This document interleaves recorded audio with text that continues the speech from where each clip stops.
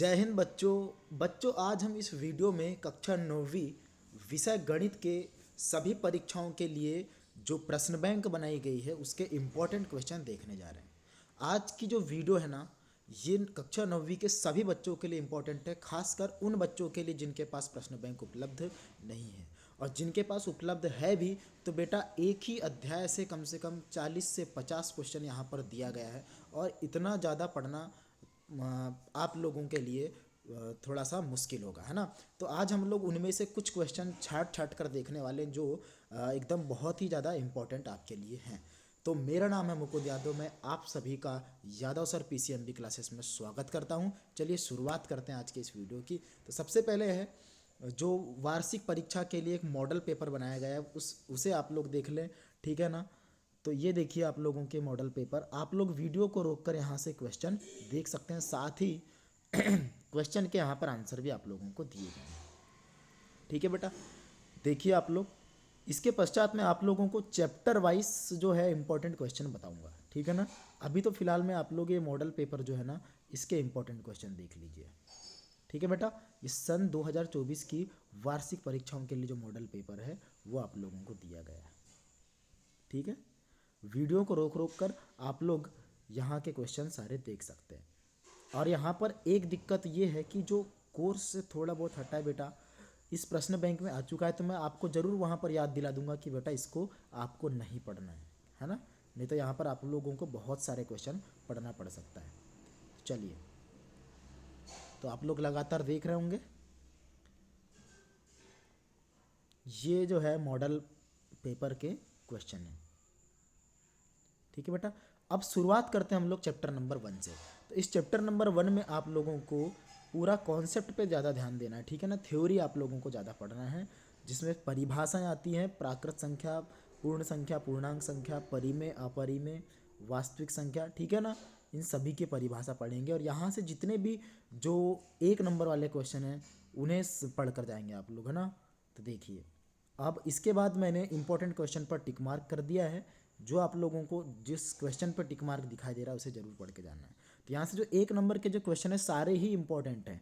अब यहाँ पर जब बड़े क्वेश्चन आएंगे ना, तो जिन क्वेश्चंस में मैंने टिक मार्क किया हूँ आप लोग जरूर उन्हें देखेंगे। यहाँ पर देखिए कुछ क्वेश्चन है ना जिन पर टिक मार्क है, इन्हें जरूर पढ़ कर जाना आप लोग, ठीक है। जो क्वेश्चन नंबर 3 आपको जो दिखाई दे रहा है, अपरिमेय संख्या ज्ञात करने वाला, ये बहुत ही शानदार सवाल है, ठीक है बेटा। चलिए, तो अगले क्वेश्चन पे चलते हैं। तो जिन जिन क्वेश्चन पे आप लोगों को टिक मार्क दिख रहा है उन्हें जरूर आप लोग पढ़कर जाएं। आपकी अर्धवार्षिक परीक्षा, वार्षिक परीक्षा सभी के लिए इंपॉर्टेंट है। जैसे यहाँ पर देखिए क्वेश्चन नंबर 27, हर का परिमेयकरण कीजिए, हर के परिमेयकरण वाले सवाल जरूर आते हैं। 28 जो क्वेश्चन आपको दिया है, इस टाइप के जितने भी सवाल होंगे जरूर पढ़ के जाएंगे। 34 नंबर का जो क्वेश्चन है ना, वो उसको जरूर पढ़ के जाना है आप लोगों को, ठीक है। और ये जो 29 हर का परिमेयकरण करने वाला, हर का परिमेयकरण करने वाला सवाल नहीं आए ऐसा हो ही नहीं सकता 9th क्लास में। देखिए 35 वाला जो क्वेश्चन है वो भी बहुत ही शानदार है, ठीक है। 36 नंबर में जो आप लोगों को क्वेश्चन दिखाई दे रहा है वो प्रश्नावली का सवाल है, पहली प्रश्नावली का सवाल, बहुत ही इंपॉर्टेंट सवाल है वो, ठीक है। उसके बाद देखिए 37 वाला, ये भी प्रश्नावली से ही लिया गया है आपकी, ये भी शानदार सवाल है। तो जिन क्वेश्चन पे मैंने टिक लगाया हूँ बेटा वो तो बहुत ही शानदार सवाल है, ठीक है। इन्हें बिना पढ़े आप लोग नहीं जाना है, आपको इन्हें पढ़कर ही जाना है, ठीक है बेटा। चलिए, अब सीधे चलते हैं अगले चैप्टर की तरफ जिसका नाम होगा अध्याय 2 बहुपद। यहाँ के आप लोग सवाल देख लेंगे, जिन क्वेश्चन पर टिक लगा हुआ है उन्हें जरूर पढ़ कर जाना। चैप्टर नंबर 2 की ओर चलते हैं जिसका नाम बहुपद है। चलिए देखते हैं इसे, ठीक है। तो यहाँ पर भी वही एक पदी बहुपद, द्विपदी बहुपद, रैखिक बहुपद, द्विघाती, त्रिघाती बहुपद, इन सब की परिभाषा पढ़कर जाएंगे आप लोग, ठीक है।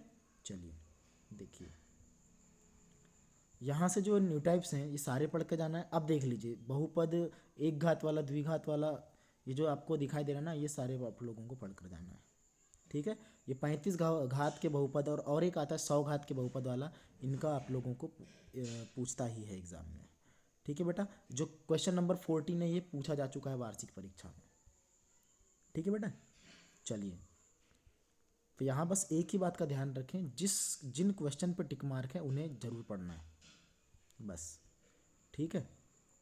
इसके बाद सारी सर्वसमीका, यहाँ से 10 सर्वसमीका आपके कोर्स में, पूरे 10 के 10 आप लोगों को याद होना चाहिए, ठीक है बेटा।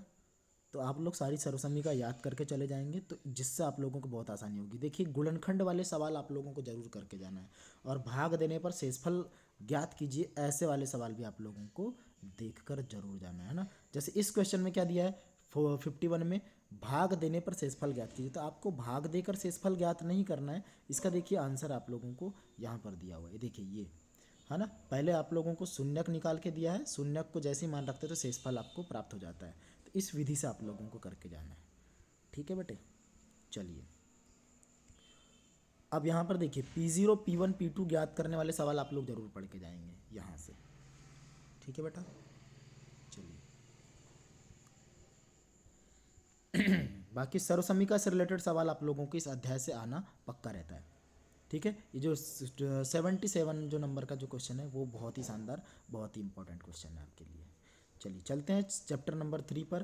बेटा चैप्टर नंबर 3 में अगर मान लो मैं टिक मार्क नहीं किया हूँ तो यहाँ से आपको सभी क्वेश्चन को पढ़ना है, क्योंकि बहुत ही छोटा सा चैप्टर है ये, और बहुत जल्दी आप लोगों का पढ़कर हो जाता है। समझ में आ गई बात? तो यहाँ से सब कुछ आप लोगों को पढ़कर जाना है। बहुत ही शानदार और बहुत ही छोटा सा चैप्टर है, बहुत जल्दी आपका पढ़कर भी हो जाता है, ठीक है बच्चों।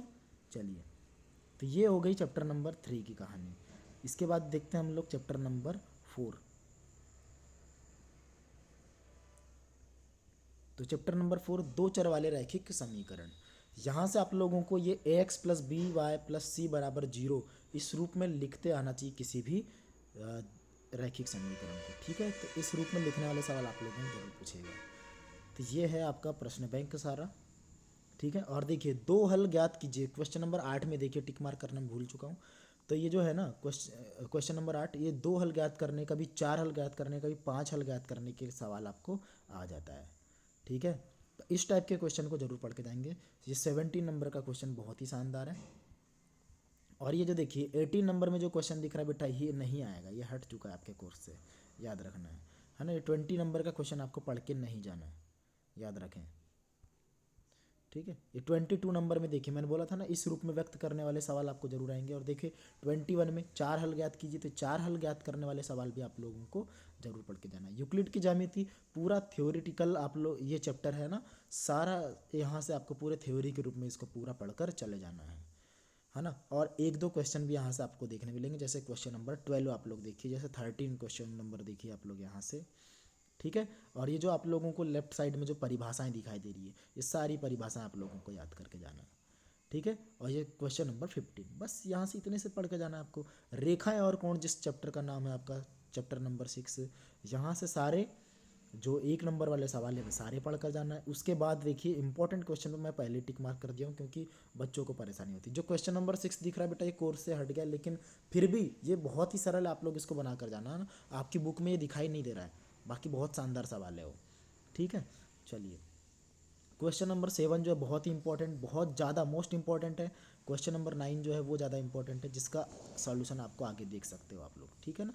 ये क्वेश्चन नंबर 10 से पहले उसका आंसर लीजिए। तो आप लोग वीडियो को आगे पीछे करके आप लोग आंसर मैनेज कर सकते हैं, ठीक है ना बेटा। चलिए तो ये है चैप्टर नंबर 6 में इंपॉर्टेंट क्वेश्चन, ठीक है। जो 18 वाला जो क्वेश्चन है वो नई बुक में शायद नहीं है, फिर भी बहुत ही शानदार सवाल है, इसको बनाकर जरूर जाना है। 20 वाला क्वेश्चन बहुत ही इंपॉर्टेंट है, इसको जरूर बनाकर जाए, ठीक है। चलिए चैप्टर नंबर 7 जिसका नाम है त्रिभुज। अभी देखते हैं इस त्रिभुज चैप्टर में सबसे ज़्यादा इंपॉर्टेंट सवाल क्या क्या बनते हैं। तो न्यूमेरिकल बोल रहा हूँ, यहाँ पर जो है ना न्यू टाइप्स जो है आपको सारा पढ़ के जाना है। परिभाषाएं देखिए आप लोगों को, जो सर्वांग समता नियम है आप लोगों को पिछले वर्ष ही पूछा गया, हर वर्ष पूछता है अलग अलग सर्वांग समता नियम, सारे सर्वांग समता नियम आप लोगों को याद करके जाना है, ठीक है। अब यहाँ देखिए क्वेश्चन नंबर 13, दर्शाइए कि समबाहु त्रिभुज का प्रत्येक कोण 60 अंश का होता है। बहुत ही अच्छा सवाल है ये। 15 वाला सवाल देख लीजिए, इनके आंसर भी आप लोग नीचे देख सकते हैं, है ना। वीडियो को रोककर आप लोग आंसर देख लें। ये 14 वाला क्वेश्चन इंपॉर्टेंट है आपके लिए, है ना।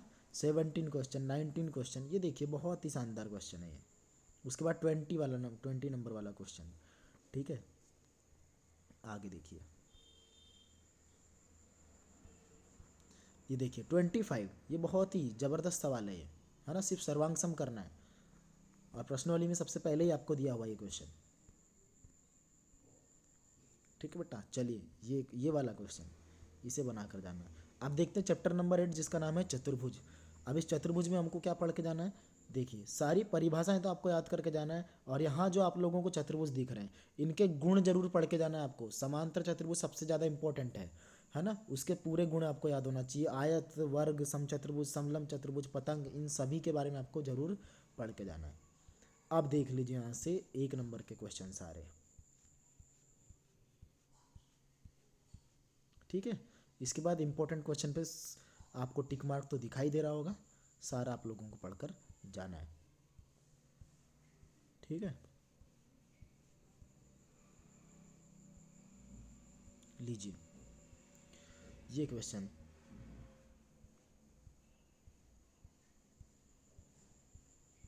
अब इसके बाद एक दो क्वेश्चन यहाँ पर ऐसे हैं जो रेशो वाले, अनुपात वाले सवाल है। देखिए यहाँ पे 17 वाला सवाल, ये जो है ना बुक से तो हटा दिया गया है, लेकिन आप लोग एक बार पढ़ के देखेंगे आपको बहुत मज़ा आएगा। बहुत ही शानदार सवाल है ये, इसको पढ़कर जाना, क्योंकि इस टाइप के सवाल अभी भी आप लोगों को पूछा जा सकता है। चैप्टर नंबर 9 जिसका नाम है व्रत, यहाँ से भी सारी परिभाषा आप लोगों को पता होना चाहिए, जितने भी व्रत से संबंधित परिभाषाएं सारी परिभाषाएं, ठीक है।